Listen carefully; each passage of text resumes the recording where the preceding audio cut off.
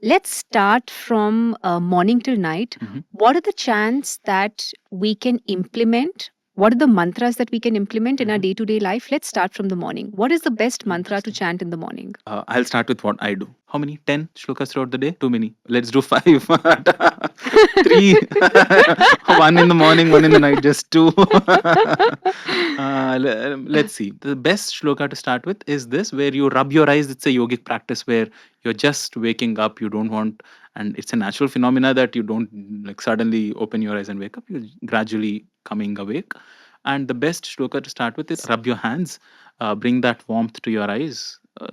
Slowly let it warm up, and then first gaze at the hands, because this is your medium for activity in the world. Now you want to invoke the grace of the divine into your everyday acts. Whatever you do, whatever your interactions are, you want those to happen gracefully and with divinity. So you invoke those energies onto your hands. You say kara agre at the tips of your hands.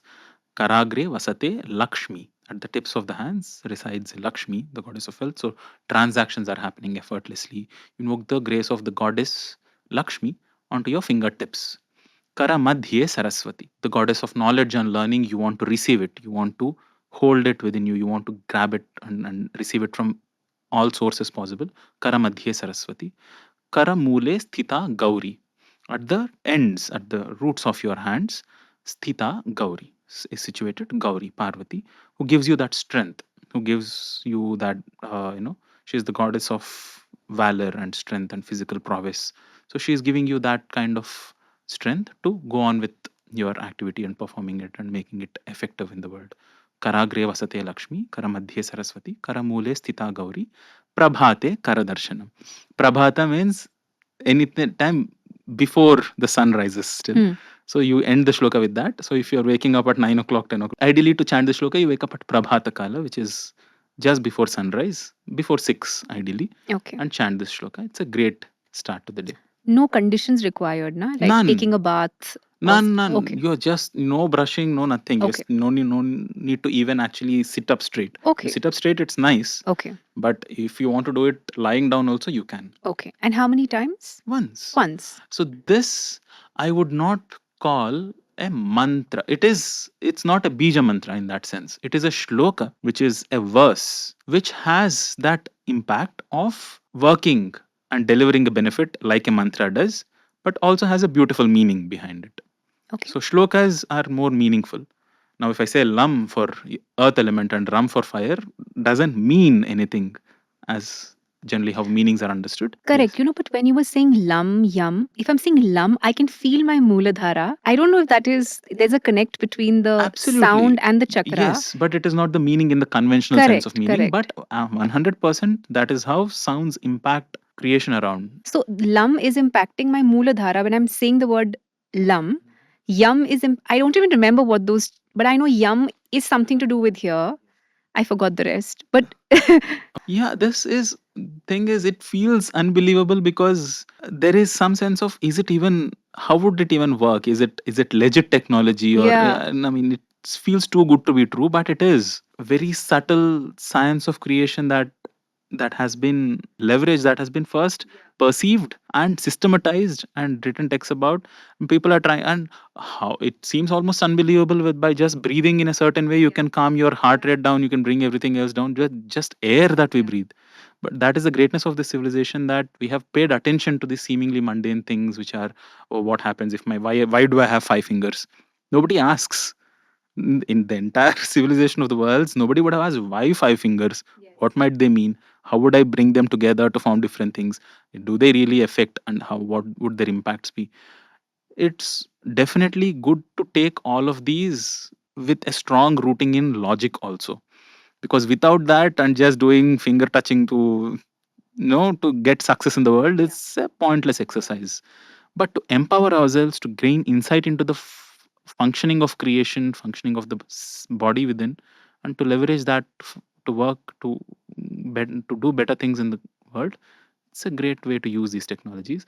early in the morning. What do I do thereafter? Yeah. Before taking a bath, it's there is one very beautiful shloka. If you are in a lake or a pond, at least a bucket It can be done well. In a shower head, it's slightly more difficult. You can gather it into your palms and do it, which is this is a very popular shloka. Most viewers might also know it.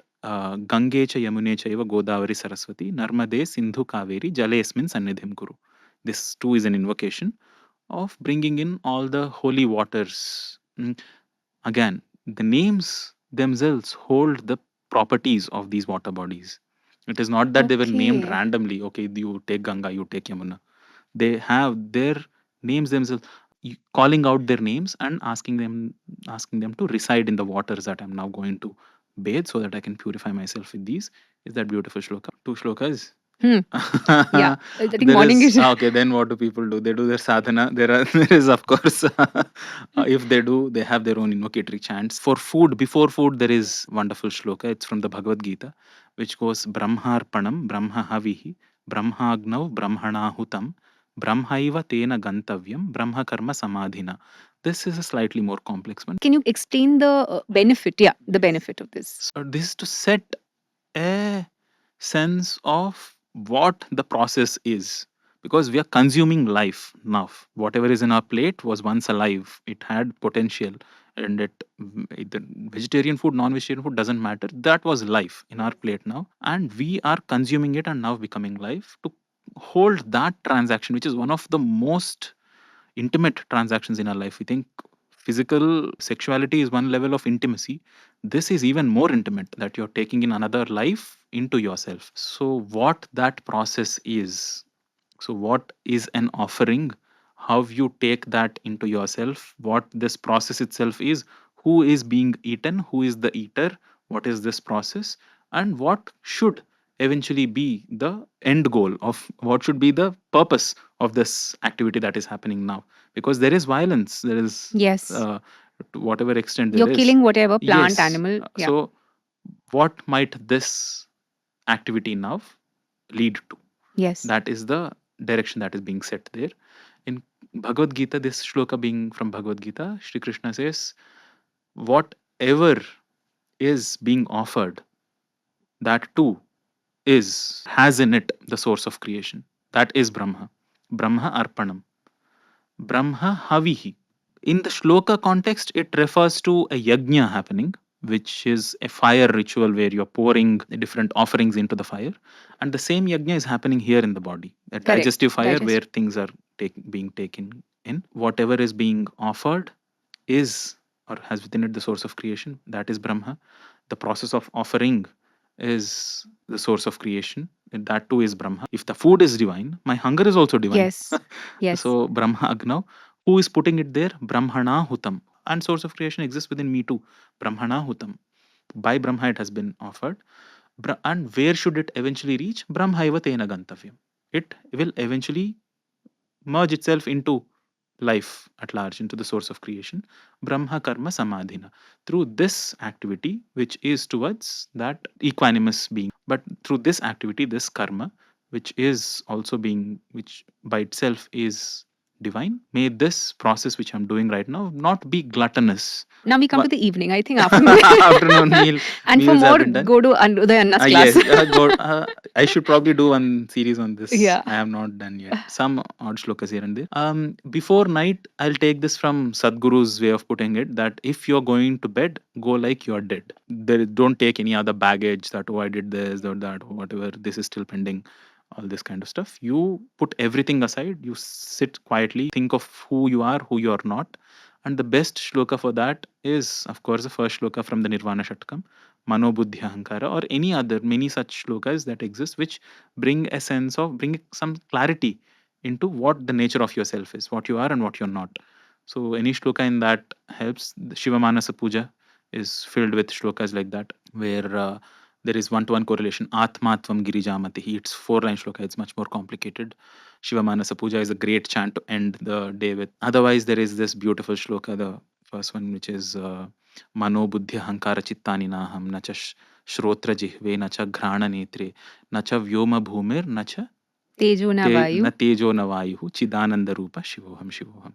So who I am is none of these entities, not the manas, not the buddhi, not the ahankara. What these are, again, hard to find English equivalent terms, but just chanting this Manobuddhi Hankara Chittani Naham brings that sense of meaning into it sets that context within the body at a very reverberation level, At the even if energy at level. the energy level, even if we don't understand the individual vibhaktis, the grammar, the Yeah. individual words and meanings, it is nice to know them.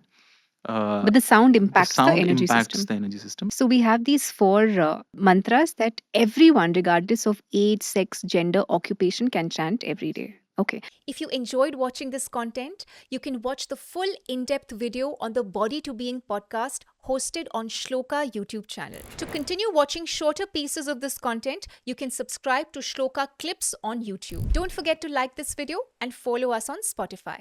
Pranam.